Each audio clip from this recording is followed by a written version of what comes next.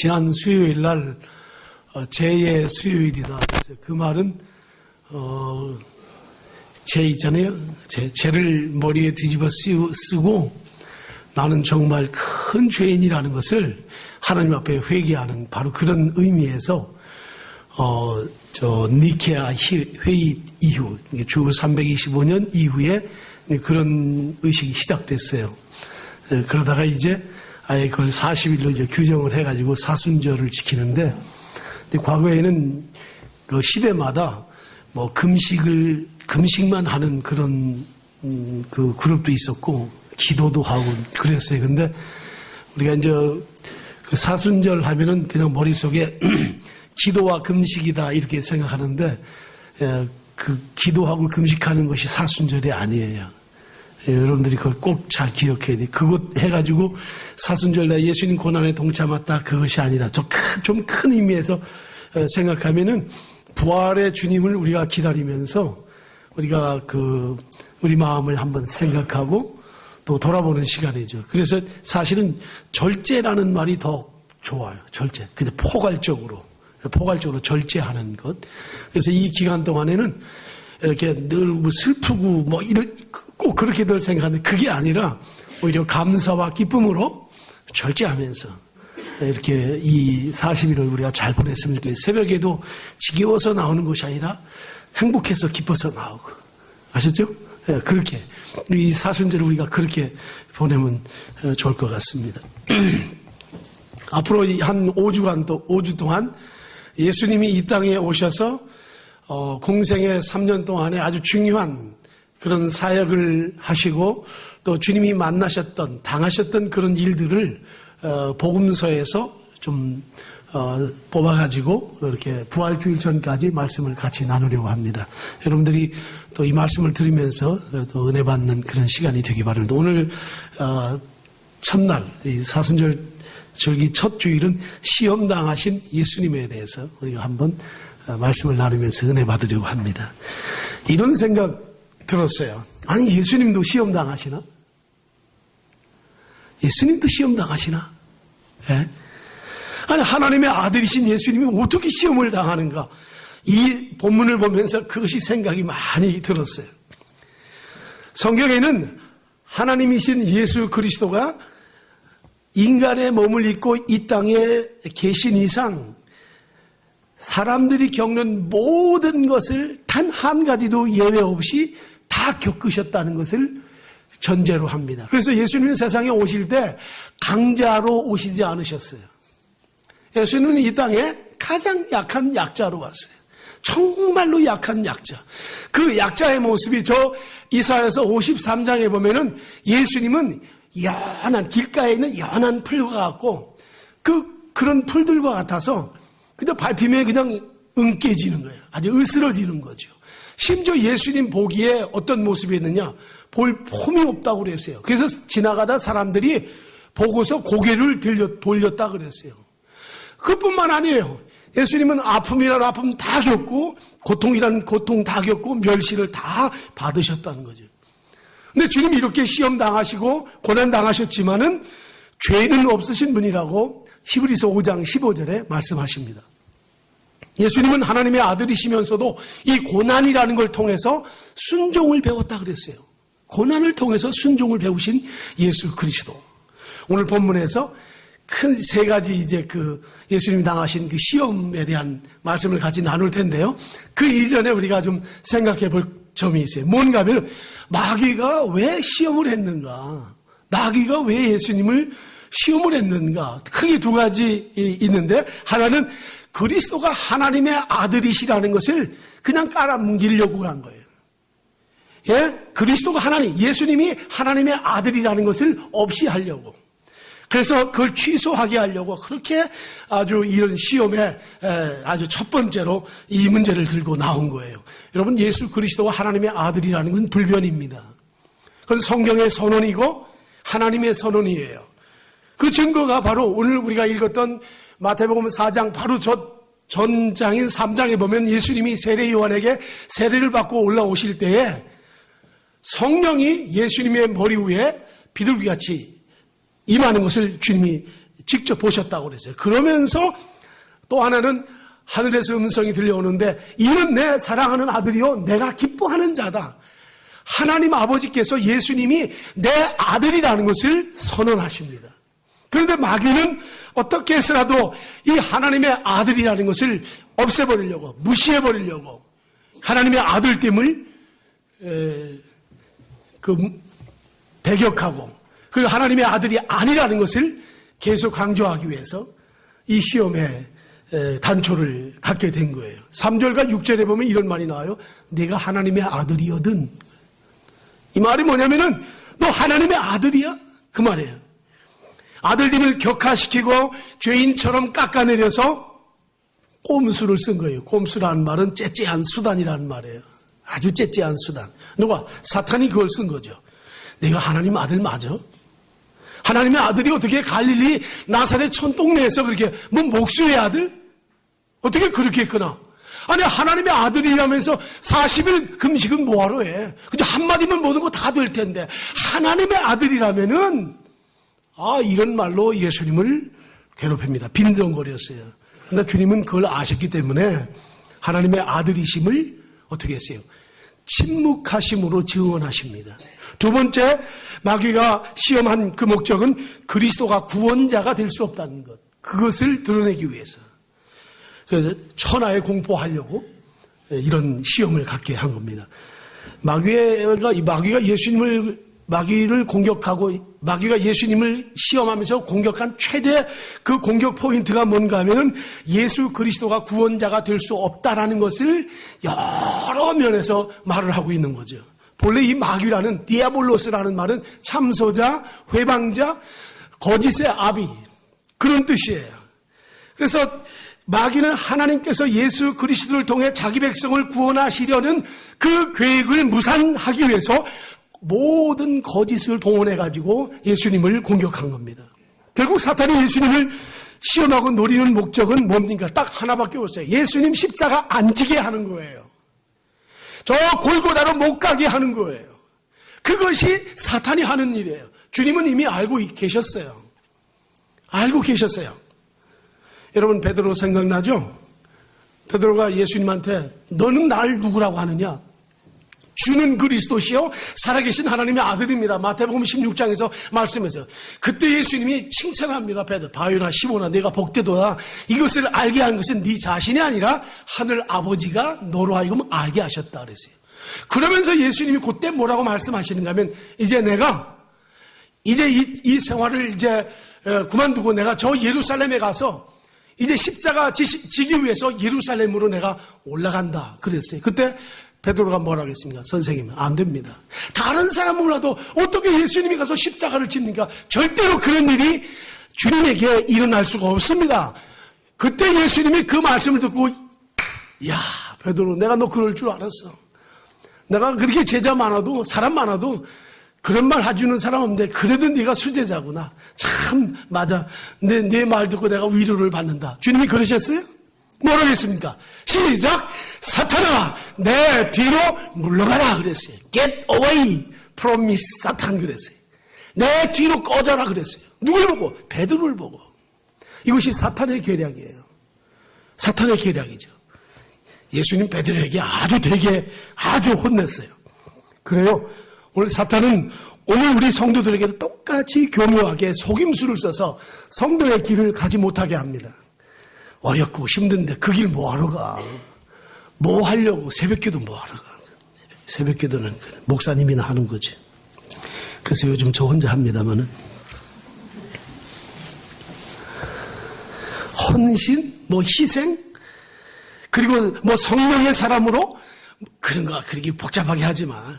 너 지금 사는 것도 힘든데 무슨 십자가를 치고 무슨 고난이야. 그럴 경우 대부분 우리가 넘어갑니다.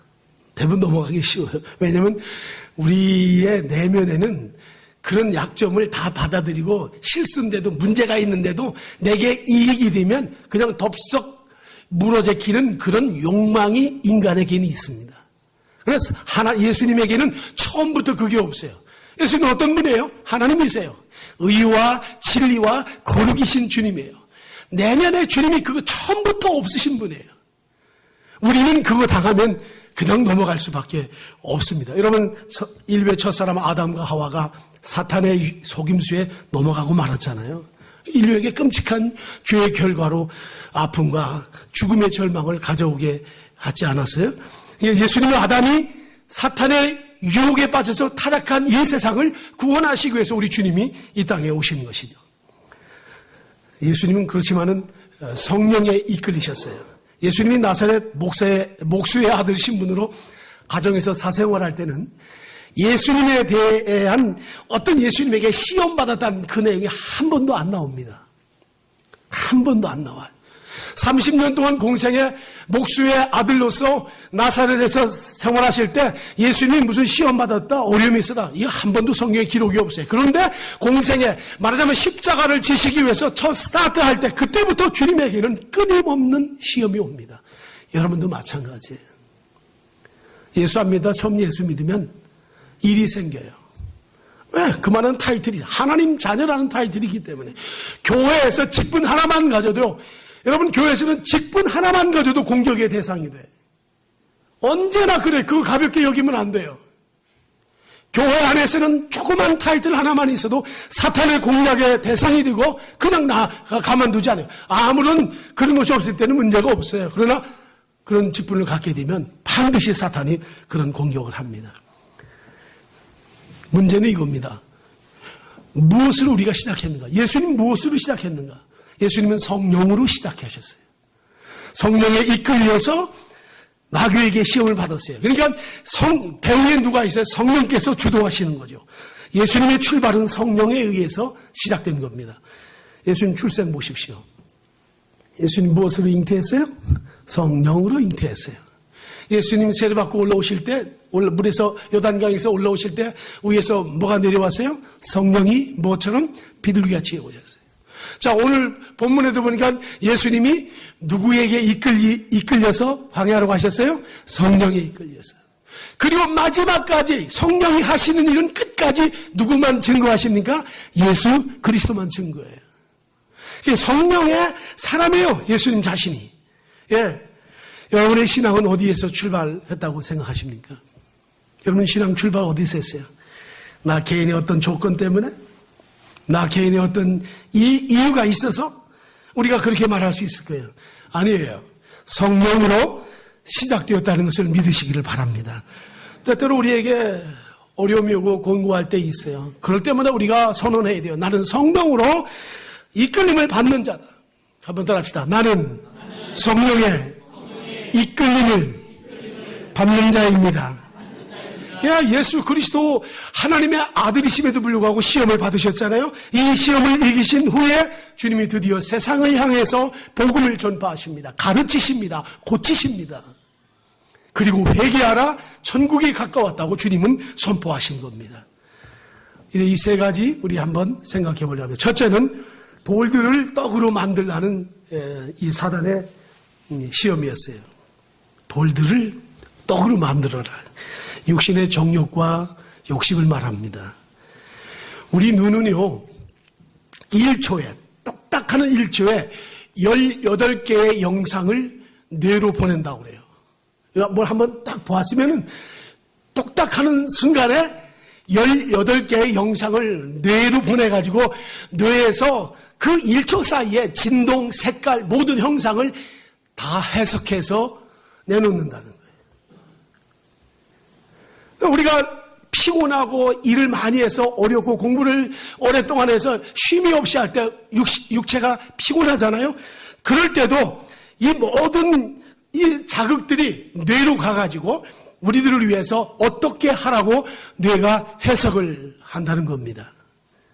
그런데요, 금식을 하게 되면 미각이 약해지는 감각 기능 상실이 나타난대요. 감각 기능 상실 현상이 나타나서 일정 기간 동안 금식을 하게 되면 우리의 뇌는 미각이 보내는 정보를 전혀 해석하지 않는데요. 이게 굳어져 버리는 거죠. 미각에 대해서. 그래서 금식을 해가지고 5일 정도만 지나면 배고픈 것이 사라지는 거예요. 뇌에서 배고프다는 것이 전달이 안 와요. 그래서 5일만 지나면, 실제로 금식하는 분들 얘기 들어보면 5일 지나면은 계속해서 배고픈 것을 느끼지 않는다는 거죠.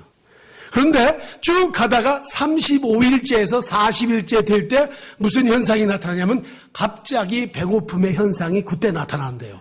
그때 이제 물을 마셔야 되고 뭔가 그렇게 무겁지 않은 아주 그런 것을 섭취해야 된다고 합니다. 그래서 금식하시는 분들이 대체 마지막 그때 돌아가세요. 40일 금식기도 하시는 분들이. 예, 저는 40일 금식기도 할 자신이 없습니다. 예. 네, 여러분들도 하지 마세요. 그런데 40일 정도 그때 느끼는데 그때 만약에 그것을 그냥 두고 지나가면은 죽음에 이르는 것이죠. 지금 예수님은 광야에서 40일 금식하셨거든요. 매우 배고팠다고 그랬어요. 성경에 보니까. 마귀는 이런 기회 노린 겁니다. 뭡니까? 내가 하나님의 아들이라면 지금 배고픈 거 내가 내 배를 채우도록 이 돌들이 떡덩이가 되게 하라는 거예요. 마귀는 예수님이 누구인지 다 알고 있어요. 여러분 아시죠?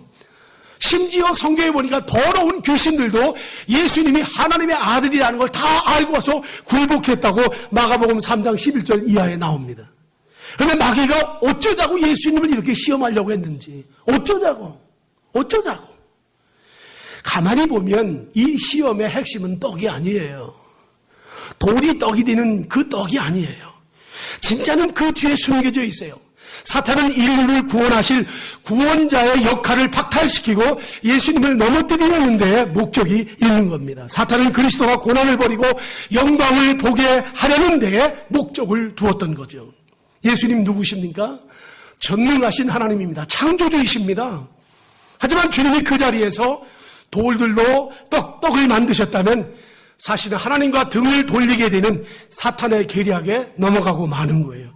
이때 주님이 하신 말씀이 뭡니까? 신명기 8장 3절 말씀을 인용해서 하셨죠. 우리 다 같이 한번 읽을까요? 시작. 사람이 떡으로만 살 것이 아니요 하나님의 입으로부터 나오는 모든 말씀으로 살 것이라. 아멘, 아멘, 아멘. 예, 사탄은 배고픈 예수님 죽여 세웠어요. 인류의 첫사람 아담과 하와가 먹는 문제로 타락한 겁니다. 그게 빌미였어요. 먹는 문제. 이스라엘 백성들이 광야 40년 살면서 무엇이 문제였습니까? 먹는 게 문제예요. 먹는 거. 인생은 먹는 게 굉장히 중요합니다. 예. 어떤 분이 그러더라고요. 목회는 목회다. 그러더라고요. 잘 먹어야 목회가 된대. 예. 아주 재밌는 그런 말을 했어요. 먹는 문제다. 예. 사람은요, 떡 없이 살 수 없어요. 정말 떡 없이 살 수 없습니다. 밥 없이 어떻게 살아요? 그렇지만 떡이 생명을 살리고 죽이는 것은 아닙니다. 생명의 주관자는 하나님이세요. 그래서 주님 뭐라고 말씀하십니까? 무엇을 먹을까, 무엇을 마실까, 무엇을 입을까 염려하지 말라. 마태복음 6장 31절에서 말씀하셨어요. 사탄은 지금도 우리 성도들의 눈을 어둡게 하고 속입니다. 우리들의 마음을 훔쳐서 인생의 목적이 오늘 세상에서의 잘 사는 거, 성공과 삶의 쾌락을 사모하고 따라가게 만들고 있습니다. 그래서 오늘날 복음이 떡으로 변했어요. 복음이 떡으로 변했어요. 복음은 잘 살게 하는 것으로 복음이 바뀌어졌어요. 복음이 잘 먹고 복음이 잘 되는 것으로 다 뒤바뀌어졌습니다. 아무리 진리를 외쳐도 사람들이 그 말을 듣지 않는 영적으로 어떻게 보면 아주 막막한 그런 시대에 우리가 살아가고 있습니다. 여러분 성령의 은사를 받고 교회에서 직분을 가지고 헌신하고 주를 섬기는 목사와 장로와 권사와 집사 여러분들에게도 이런 시험이 반드시 온다는 것을 기억해야 합니다. 대비해야 돼요. 대비해야 합니다. 믿음이란 내 욕망을 채우는 것이 아닙니다.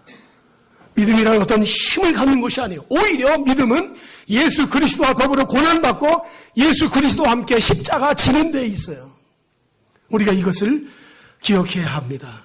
예수님은 사탄 앞에서 사실 힘없는 실패자처럼 보였어요. 예, 천하게 사셨죠? 죄인의 친구이셨죠? 소외된 사람들 만나주시고 심지어 소외된 사람, 희망 없는 사람 찾아가셔서 기다리신 분이에요. 그게 우리 주님이십니다. 그러나 주님에게는 이런 시험을 받는 순간 모든 것을 평정시킬 수 있는 진리가 있었어요. 뭡니까? 사람이 떡으로만 사는 것이 아니라 하나님의 입으로부터 나오는 말씀으로 산다는 이 진리를 우리 주님은 가지고 계셨다는 거죠. 두 번째는 성전 꼭대기에서 뛰어내리라는 그런 시험입니다. 이건 생의 자랑과 명예를 말합니다. 이스라엘 백성들은 원래 성전을 굉장히 흠모했습니다. 예루살렘 성전. 거기에는 성소가 있고 지성소가 있어요. 특히 예수님 당시 때 지었던 성전은 헤롯 왕이 다시 중축한 지은 그런 성전으로 굉장히 웅장하게 지었어요. 그래서 이스라엘 사람들이 그래서 성전만 봐도 그냥 흐뭇한 그런 성전이었어요. 그런데 예수님을 그 성전 꼭대기로 끌고 올라갔습니다. 그 올라가가지고 뭐라고 말하는가 하면 만약 내가 하나님의 아들이거든 여기서 뛰어내려라. 그러면은 시편 90편 11절에 있는 말씀처럼 하늘의 천사들을 보내가지고 너를 받아가지고 조금도 발에 상하지 않도록 완전하게 너를 떨어지게 할 텐데 다 받아줄 것이니까 거기서 뛰어내려라. 그렇게 예수님을 유혹합니다. 첫 번째 시험에서 케오페 당했잖아요. 말씀으로. 근데 뭐 때문에 케오페 당했습니까? 말씀 때문에 케오당한 거예요. 사람이 떡으로만 사는 것이 아니라. 그러니까 사탄이 두 번째는 자기도 말씀 가지고 나옵니다. 시편 90편 보니까 그 말이에요. 하늘에서 떨어져도 천사를 보내가지고 다 하나님 백성들 보호해준다. 내가 하나님의 아들인데 그거 뛰어내려. 그거 못할 게 뭐 있어. 그런 유혹을 예수님에게 한 겁니다. 그렇죠. 사탄은 너희 아버지 하나님이 다 보호하실 텐데 뭐 못할 것이 있느냐고. 뛰어내려라. 내가 뛰어내리면 천사가 보호한다. 바로 이런 뜻이에요. 고통스러운 십자가 거기까지 갈 필요 없어. 여기서 내가 메시아라는 거 확인될 수 있어. 저 45피트 되는 저 웅장한 성전 꼭대기에서 한번 뛰어내려봐. 그 위에 가서 서서 뛰어내리기만 하면 사람들이 뭐라 할 것인가. 보라. 저게 메시아다. 저가 메시아다. 이야 놀라 한번 저가 저기서 떨어졌는데 상한 곳이 하나도 없고 틀림없이 메시아로구나. 그렇게 외침으로 단번에 메시아됨을 증명할 수 있는 것이 아닌가. 이것이 바로 사탄이 노린 속임수였습니다. 여러분 사탄은 늘 이렇습니다. 사탄은 늘 이래요. 아니 맘중에 홍두깨식으로 뛰어내리라는 거예요. 숨은 의도가 있습니다. 예수님 죽이기 위한 것이죠. 이러한 사탄의 시험에 대해 주님은 신명기 6장 16절의 말씀을 가지고 한마디로 말합니다. 주 너의 하나님을 시험하지 말라. 한번 같이 할까요? 주 너의 하나님을 시험하지 말라.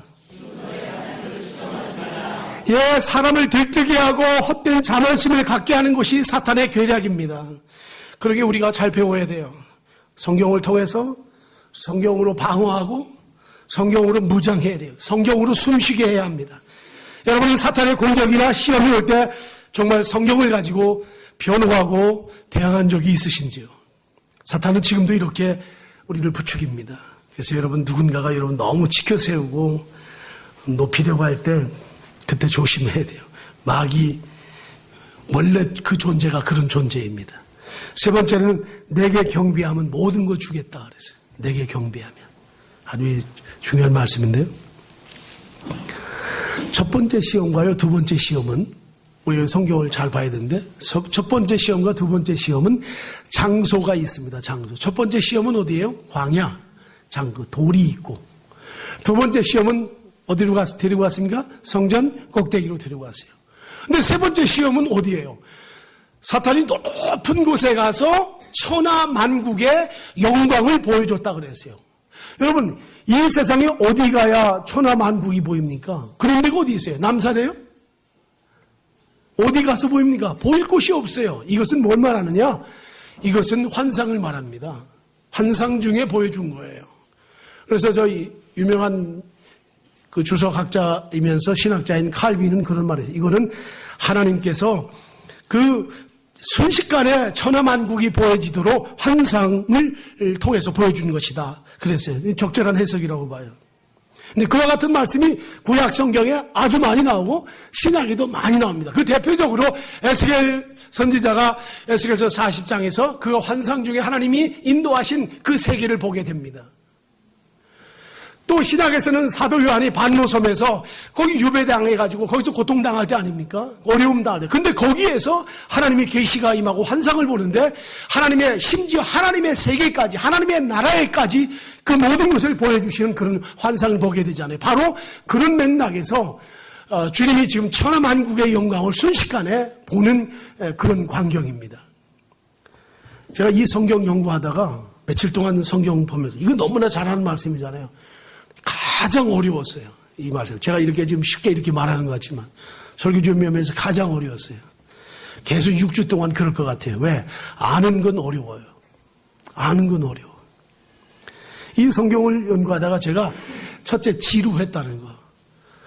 가도 그냥 늘 거기가 또 자꾸 맴도는 것 같고, 그래서 또 하나는 짜증이 났어요. 성경 연구하다가 목사가. 그럼 왜 짜증이 났느냐? 아니 도대체 예수님이 이 정도로 사탄이 어떤 세력인가를 아셨다면 여기서 그냥 딱 잘라버리고 정말 그야말로 꺼져 이렇게 한마디 하면 되실 텐데 왜 세 번째 시험까지 예수님이 계속 가시는 거야? 이 성경 연구하다가 제가 그런 생각이 문득 들었어요. 성령의 음성을 들어야 합니다. 예수님은 정말 완전히 초토화돼가지고 자신이 없어서 그냥 절절 매면서 쫓아가신 분이 아니에요. 하나님이신 그리스도가 자발적으로 당신 자신을 허용하신 거예요. 어려운 말이에요. 자발적으로 낮은 자리에 가셨고 자발적으로 약자로 그렇게 추락하셨고 그래서 예수 그리스도의 겸손을 비하, 낮아지심, 인카네이션을 우리가 여기서 배우는 거예요. 오늘 우리가 그런 자리까지 가라는 주님의 말씀입니다. 어떠세요? 예수님 말씀 한번 들어볼까요? 한번 따라합시다. 나는 취할 권세도 있고 버릴 권세도 있느니라. 우리 인간은요, 취하는 것만 좋아합니다. 자기에게 힘이 있다면 내게 얻어지는 것, 내가 가져지는 것, 소유하는 것, 권력도, 명예도, 재물도 취하는 권세에 대해서 다 도취되어 있어요. 그러나 예수님은 그런 권세만 있는 것이 아니라 그냥 모두를 버릴 수 있는, 다 버릴 수 있는 그런 권세도 주님은 가지고 있으시다 그랬어요. 그게 주님이세요. 그러니까 한없이 낮아지시고 한없이 비참한 자리까지 가신 거죠. 결국 제가 이 말씀 깨달으면서 제 마음에 들려온 주님의 음성. 박 목사, 알겠냐? 내가 너 때문에 3번 받은 거야. 내가 너 때문에. 따라합시다. 너 때문에. 이런 말은 괜찮아. 주님이 형편없는 저를 긍휼히 여겨달라고 회개를 했습니다. 겉으로 보면 이 3번째 시험은 시험 같지 않아요. 주님은 사탄이 남에게 내어줄 만한 찬란한 왕국을 조금도 갖고 있지 않다는 것을 우리 주님은 알고 있습니다. 사탄이 뭐가 있어요? 아무것도 없는 거죠. 주님 그거 다 알고 계세요. 사실은 호기심조차 없는 그런 시험이었어요. 근데 사탄이 이 시험을 한 핵심이 무엇인가 하면 다시 말씀드립니다. 예수 그리스도가 십자가의 고난을 당하지 않고 쉽게 면류관을 써보도록 유혹한 거예요. 오늘 우리가 여기에 다 녹아나잖아요. 오늘 그리스도인들이 여기에 다 녹아지잖아요. 우리 한국교회와 한국교회의 목사와 성도들이 여기에서 다 녹아나잖아요. 어렵고 고난과 시련받는 이 아픔과 눈물의 이 새벽길보다도 이 눈으로 가는 길보다도 어떻게 하면 편하게 우리가 쉽게 할 수 있을까? 얼른 뚝딱 하루아침에 뭘 하기를 원하는 것이 오늘 우리가 아닌가? 쉬운 것을 찾는 것이 아닌가? 주님은 이런 과정을 다 그렇게 겪으셨어요. 다 그 일들을 주님 자신이 친히 겪으시면서 가셨던 거죠. 주님이 하신 말씀이 뭐예요? 사탄이 내게 경배하라, 이 모든 건 나 다 너에게 주겠다 했을 때 주님 말씀은 뭐라고 했습니까? 사탄아 물러가라 그랬어요. 마지막에 사탄아 물러가라 기록되었으되 주 너의 하나님을 경배하고 다만 그를 섬기라. 아멘. 아멘. 우리가 이런 신앙에 가는 거죠. 말씀 마무리합니다. 예수님은 하나님이시고 만왕의 왕이세요. 근데 이런 시험은 예수님에게 가당치도 않은 일입니다. 그럼에도 불구하고 예수님은 3번 시험을 거치십니다. 주님의 겸손과 낮아지심이죠. 그리고 이 시험 속에 하나님의 뜻을 이루어 가십니다. 그러나 우리는 어떻습니까? 우리는 이 시험 쉽지 않아요. 떡을 돌로 만들 능력이 내게 있다면은 저는 아마 5천만 민족에게 매주일 떡을 다 해줄 거예요. 아마. 저 성전 꼭대기에서 뛰어내려가지고 한번 멋진 거 보여주라 하면 심심하면 올라가서 뛰어내릴 거예요. 나는. 심심하면. 마귀에게 한번 절해가지고 천하 모든 영광을 다 갖는다면 아무도 모르게 서울 모자이크 교인들 모르게 살짝 어디 가서 한번 절하고 다 누릴 자가 바로 저요. 우리 인간은 약합니다. 그럼 어떻게 할 것인가? 제가 두 가지 제시합니다. 첫째는 하나님께 지혜를 구해야 합니다. 야고보서 1장 5절에 너희 중에 누구든지 지혜가 부족하거든 하나님께 구하라. 그리하면 그가 주시리라. 어떤 지혜입니까? 악과 선을 구분할 수 있는, 내 마음을 강하게 할 수 있고 하나님의 말씀을 내 속에 머물게 할 수 있는 그런 지혜입니다. 두 번째로는 서로를 세워줘야 합니다. 서로를 세워줘야 돼요. 데살로니가전서 5장 13절에 마음이 약한 자들을 격려하고 힘이 없는 자들을 붙들어주라 그랬어요. 교회는요, 이런 데예요. 신앙의 세계는 혼자 안 됩니다. 서로 연결돼야 돼요. 저 미국의 캘리포니아 북쪽에 가면 그 세코야 팍이 있고 아주 제가 기억이 잘 안 나요. 샌프란시스코 옆에 있는 그런 아주 큰 공원이 있어요. 근데 거기에 나무가 세코야라는 나무가 있어요. 그 아주 끝이 없습니다. 어마어마한 나무들이 있어요. 근데 그 나무의 높이가 몇 미터냐면은 보통 50m에서 80m 갑니다. 나무 높이가. 예. 듣기만 해도 기분이 좋죠. 높이. 그 다음에 둘레가 몇 미터냐? 보통 15m에서 30m까지 살아요. 그 중에 어떤 나무는 33m짜리도 있어요. 근데 이 나무는 하나 잘라다가 통나무집, 나무로 된 목재집 40채를 지을 수가 있어요. 나무 하나 가지고. 이거 얼마나 큰지 우리가 말도 못하죠. 그런데 이 나무들이 그 태풍이라든가 이런 거 볼 때 이렇게 넘어지지 않고 어떻게 잘 그렇게 그렇게 서 있을까? 어떤 나무는 2000년 된 것도 있어요. 근데 알고 봤더니 그 나무의 뿌리들이 그냥 자기 나무 뿌리 내려가지고 자기 혼자 있는 것이 아니라 다 옆에 하고 연결이 돼가지고 서로가 서로를 든든하게 붙잡아주는 그런 특징이 그 세코야 나무의 특징이라는 거예요. 네? 여러분, 우리 마찬가지예요. 우리 서로 세워줘야 합니다. 서로 세워주고 서로 높여줘야 하는 것. 비바람이 몰쳐도 어떤 경우도 문제가 없죠. 뭡니까? 누군가 시험 받을 때 나는 그를 붙들어 주는가? 아니면 누군가 어려움을 당할 때 나는 모른 체하고 그냥 지나가는가? 어제 아침에도 잠깐 이분 얘기했는데 필립 얀시라는 분이 있습니다. 놀라운 하나님의 은혜라는 책을 써서 최근에는 또 아주 중요한 책을 썼어요. 근데 이제 아직 다 읽지 못했는데, 그러니까 모든 걸 덜 하자, 덜. 은혜도 덜 받자. 그분 그거야. 기도도 덜 하자. 뭘 맨날 채워가지고 뭐 하겠다는 거냐. 조금 그게 바로 절제예요. 요즘은 이 시대에 우리가 필요한 것 아닌가. 근데 이 필립 얀시가 뭐라고 말했는가 하면은, 은혜가 없는 세상은, 말하자면 서로를 살펴주지 못하는 은혜 없는 세상은 마치 살충제를 뿌리는 것과 똑같아. 분무기로 살충제를 뿌리는 것. 분무기를 이곳에 살충제 뿌리면 이거 죽습니다. 사람에게 살충제 뿌리면 죽습니다. 제가 어릴 때 농사 질 때 시골에서 봤더니 저는 그거 이렇게 아주 세게 당해본 적이 없는데 저희 친구 중에서 그 분무기로 농약하다가 그게 중독이 됐어요. 약이. 그랬더니 사람이 일섰는데 이 온몸이 다 움직여요. 무섭더라고요. 그래서 병원에 가서 다 씻어내는 걸 몇 시간 동안 그걸 다 본 적이 있는데 분무기로 살충제를 뿌리는 것과 똑같다 그랬어요. 내가 보는 세상이 악하게 보인다고, 내가 보는 세상에 희망 없다고, 너 죽어. 끝났어. 이런 말 하지 말라는 거죠. 그러면 뭐예요? 살충제를 뿌리는 거와 똑같다고 그랬어요. 필립 얀시의 말입니다. 살충제는 모든 생물을 죽입니다. 하지만 향수를 뿌리면 그저 몇 방울 안 뿌려도 그냥 기분이 좋아요. 분위기가 좋아지고. 오늘 이 말씀 마치면서 우리는 예수님처럼 할 수 없습니다. 우리는 예수님과 같은 존재가 아닙니다. 우리는 늘 넘어지고 늘 시험에 있어요. 그럴 때마다 어떻게 해요? 내가 내 주변에, 내 가족 중에, 내 형제 중에, 우리 교우 중에, 이 사회 가운데 어려운 사람들, 힘든 사람들 우리가 볼 때마다 내가 그들에게 살충제가 아니라 한마디 말이 살충제가 될 수 있어요. 우리 한 번의 행동이 살충제가 될 수 있습니다. 살충제를 뿌리는 것이 아니라 향수를 뿌릴 수 있는, 향수 뿌리는 여러분들이 꼭 되시기를 바랍니다. 하나님 감사합니다. 은혜 주신 하나님 감사합니다.